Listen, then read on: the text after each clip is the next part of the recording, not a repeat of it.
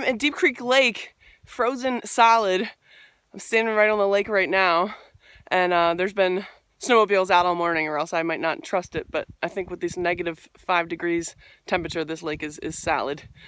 We were out here yesterday cross-country skiing, but the wind was blowing so hard I couldn't even take a picture.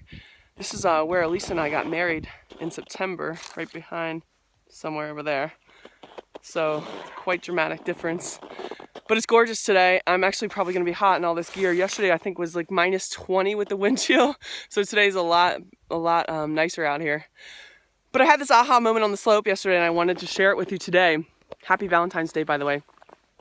So I was teaching my niece how to snowboard and I was telling her that you have to lean into it. You actually have to be willing to face that board down the slope in order to get into the heel turns and get it back into the toe turns. And we were talking about this concept of actually having to like trust that the edge will pick up it as long as you really lean into it and commit.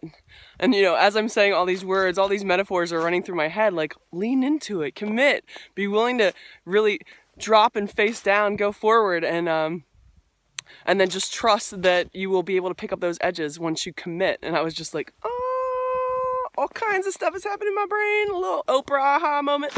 So I figured I would let you know that that's what was happening, and you know, in the midst of all the wind yesterday I couldn't capture that, so I figured you would enjoy this shot. We're not in Brooklyn anymore, people. Yeah, this frozen tundra, and just enjoying the family. Guys, happy Valentine's Day, and we'll see you soon. Bye.